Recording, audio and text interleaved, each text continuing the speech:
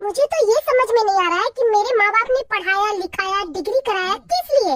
इसलिए कि मैं सासू माँ से जाके पूछूं कि माँ जी झाड़ू पोछा तो हो गया है, अब खाने में क्या बनाऊं?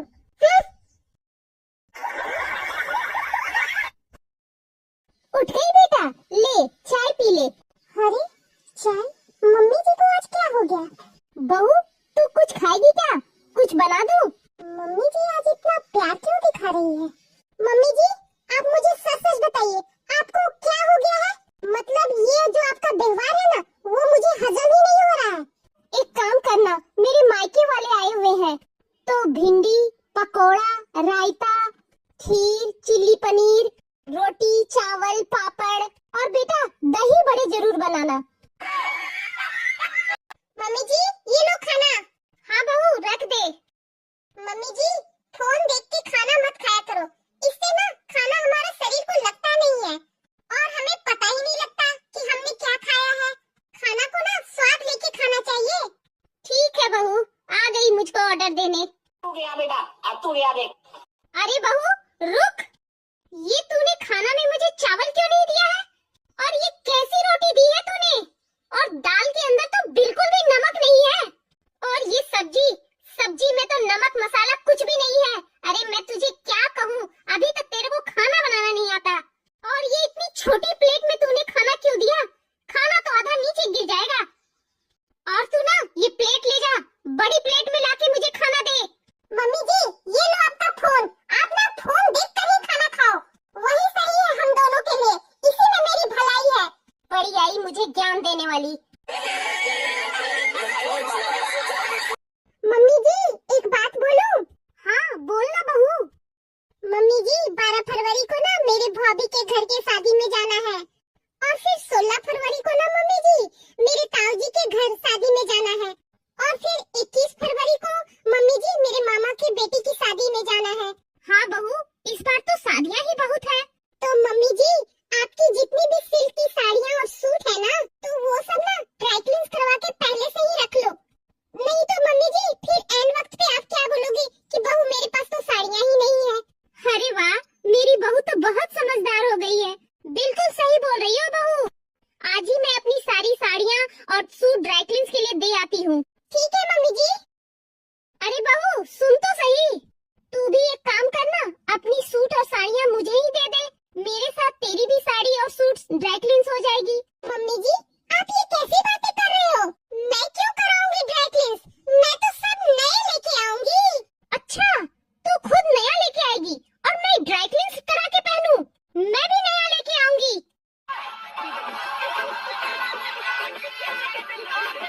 तुझे पता है बहू, तुझसे शादी होने से पहले मेरे बेटे के इतने अच्छे अच्छे रिश्ते आए थे। अच्छा मम्मी जी? एक पड़ोस की ही लड़की थी, एकदम से पीछे पड़ गई। वो तो कह रही थी कि हमारे घर की बेटी ना तुम्हारी घर की बहू बनेगी। लड़की भी अच्छी थी, घरेलू थी, पर भगवान की मर्जी कुछ और ही थी। एक रिश्ता तो ऐसा आया था जिसमें 50 लाख रुपए कैश और 3 रूम का फ्लैट, लेकिन आना तो तुम्हें ही था। एक दिल्ली का रिश्ता था, गोरी चिट्टी, हाइट भी बहुत अच्छा था, लेकिन तू मुझे मिली, ये हमारी किस्मत ही थी। पता है मम्मी जी मेरी तो इतने रिश्ते आए थे, एक के तो 10-10 दुकान थे, रोज की लाखों कमाई थी, पर भगवान की मर्जी कुछ और ही थी। और एक रिश्ता आया था, लड़का अमेरिका में वेल सेटल्ड था, पर मेरी मम्मी ने कहा कि हमने अपनी बेटी को इतना लाड प्यार से पाला है, वहाँ बिना काम वाली की वो कैसे मैनेज करेगी, तो मना कर दिया। पर देखो यहाँ भी तो बिना काम वाली के मैनेज कर रहे हैं ना। और एक रिश्ता तो बेस्ट था, बेस्ट से भी बेस्ट था, उसके लिए तो हाँ होने ही वाली थी। लड़का की ना माँ थी ना बहन थी, एक पापा थे वो भी गूंगे, पर देखो भगवान जी ने आपके घर की बहू बना दिया। ये भी तो किस्मत किस्मत की बात है ना मम्मी जी। काम ना करना पड़े इसीलिए बहू ने सास ससुर को निकाला घर से। पता नहीं आजकल कैसी कैसी बहुएं आ रही हैं। सास ससुर का प्रॉपर्टी चाहिए, उनका घर चाहिए, सास ससुर की दौलत भी चाहिए, सास ससुर का बेटा भी चाहिए, बेटे की कमाई भी चाहिए, सास ससुर के पूरे ऐशो आराम चाहिए, सास ससुर नहीं चाहिए। पता नहीं कैसा जमाना आ गया है, कैसी बहुएं आ रही हैं आजकल। दहेज नहीं लाने के कारण सास ससुर ने निकाला बहू को घर से। ओहो, पता नहीं कैसे कैसे ससुराल वाले हो रहे हैं आजकल। बहू के नाम पर फ्री की नौकरानी चाहिए जो 24 घंटे उनकी जी हुजूरी करे, और तो और गिफ्ट के नाम पर बहू के घर से दहेज चाहिए। संस्कारी बहू के नाम पर बेइज्जती सहन करने वाली बहू चाहिए उनको। और जब जापे का नंबर आया तो बेटी का जापा तो 6-6 महीने भी कम लगता है, और बहू के तो 10 दिन भी जापा निकालना भारी पड़ता है। और मुझे तो ये समझ में नहीं आता कि बहू के आते ही सास के पैर में कौन सा दर्द समा जाता है, जो अगर वो बाहर घूमे ना तो उस समय दर्द नहीं होता, लेकिन बहू के काम में हाथ बटाने में उनको दर्द हो जाता है। हे भगवान, आजकल तो कैसे कैसे ससुराल वाले लोग हो रहे हैं। जी, अब तो छोटी भी आ गई है मायके से, तो मैं भी अपनी मायके घूमाऊं। कई बार मेरी मम्मी का फोन आ गया है। तू क्या करेगी मायके जाकर, और अगर तू चली गई तो इस घर को कौन देखेगा। मम्मी जी, छोटी है तो सही, वो संभाल लेगी, और वैसे भी 4-5 दिन की ही तो बात है। अरे उसकी अभी अभी तो शादी हुई है, वो कैसे संभालेगी ये सब। मम्मी जी, मुझे अच्छे से पता है छोटी बड़े घर की है ना, इसलिए आप हम दोनों में भेदभाव करते हैं। बहू, तू अपना ज्यादा दिमाग मत घुमाया कर, जाके अपना काम कर ले, समझ गई। सही है मम्मी जी, मैं आपसे जुबान नहीं लड़ाती ना तो आप मुझे कुछ भी सुना देती हो। और छोटी आपसे आते ही कितनी बदतमीजी से बात करती है, तब भी आप उसके सामने चुप हो जाते हो। सही कहते हैं लोग कि आजकल ना सीधा और सच्चा होना ही गुनाह है। बहू, अच्छा हुआ जो तू आ गई। सुन, अपनी वेलवेट वाली साल दे दे और इसमें मेरी दवाई भी रख दे। मम्मी जी, आप कहीं जा रहे हो क्या? बैग क्यों पैक कर रहे हो? अरे बहू, हम कॉलोनी की औरतें ना वृंदावन की यात्रा पे जा रहे हैं। मम्मी जी, आप घूमने जा रहे हो? कितने दिन की यात्रा पे जा रहे हो मम्मी जी? यही बहू, हफ्ता 10 दिन के लिए। अच्छा है मम्मी जी, आप अच्छे से घूम के आओ, कभी कभी तो मौका मिलता है जाने का। और सुन बहू, तू ना घर का ख्याल रखना मेरे पीछे से। अरे मम्मी जी, आप बिल्कुल भी चिंता मत करो, मैं घर का ख्याल ना अच्छे से रख लूंगी। आप ना सिर्फ अच्छे से घूम के आओ।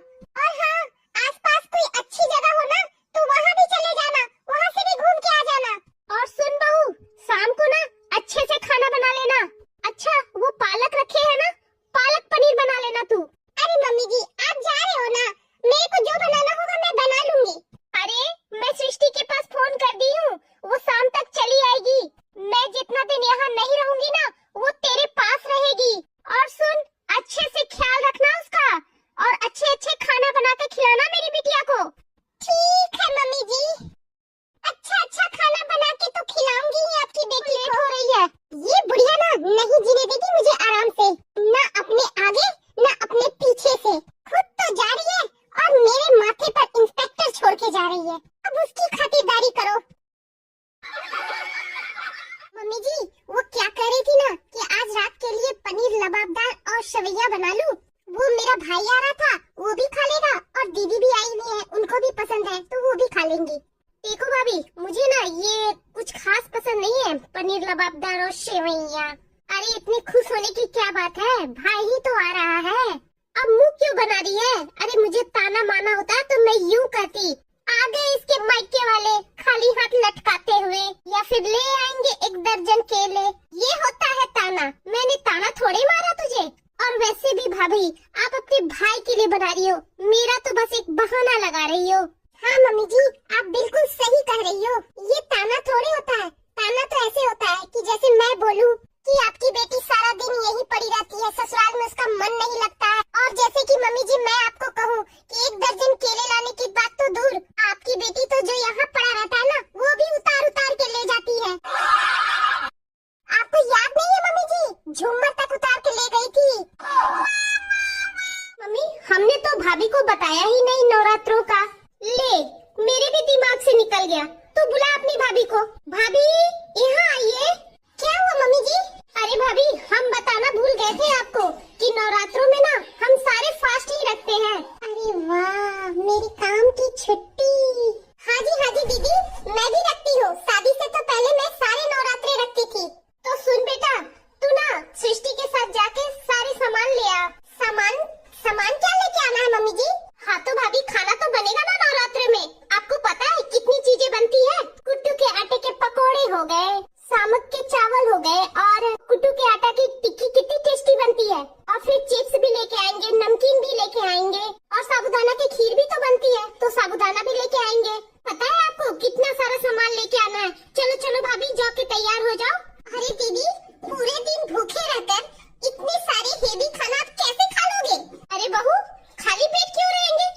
सुबह को भी खाएंगे, दोपहर को भी खाएंगे और फिर शाम को भी खाते हैं। 3 टाइम खाते हैं हम। अरे मम्मी जी 3 टाइम, तो फिर ये वर्थ किस तरह का हो गया? अरे हाँ भाभी, वर्थ है ना, तो वर्थ का ही खाना खाएंगे। चलो आप फटाफट रेडी हो जाओ। ठीक है मैं तैयार हूँ। का कोई वर्थ है? 3 टाइम खा रहे हैं। टिक्की, कटलेट, पता नहीं क्या क्या बोल रहे थे, क्या क्या मेरे से बनवाएंगे। इससे अच्छा तो इनके नॉर्मल ही दिन थे। मैं तो सोच रही थी अच्छा है नवरात्रि शुरू हो गया, अब मुझे काम से छुट्टी मिलेगी। अरे कम से कम ढंग का कोई वर्थ ही तो रख लेती। इतनी मोटी होती जा रही है माँ बेटी। गई तू, आ बैठ। क्या बोला डॉक्टर ने? मम्मी उन्होंने 1 महीने की दवाई दे दी है और कहा है कि पूरा बेड रेस्ट करे। फिर 10 दिन के बाद वो चेकअप करेंगे, एक्सरे वगैरह, तो फिर पता चलेगा कि इतना कमर दर्द क्यों है। Bed rest? अरे चलते फिरते रहो तो शरीर ठीक रहता है। इन डॉक्टरों को ना कुछ भी पता नहीं। जा अपना काम कर, अपने ठीक हो जाएगी। मैं तो पूरा बेड रेस्ट करूंगी। डॉक्टरों को ना सब पता होता है, और अगर मैं बेड पे लग गई तो कौन देखेगा मुझे? अपना ध्यान ना खुद ही रखना। बहू ये क्या सब्जी बनाई हो? इतना नमक कोई डालता है? ये इंसान क्या कोई जानवर भी नहीं खा पाएगा। सॉरी मम्मी जी, गलती से ज्यादा पड़ गया। वरुण के भी ऑफिस जाने का टाइम हो गया। क्या दोगी उसको लंच बॉक्स में? चलो आओ मेरे साथ किचन में।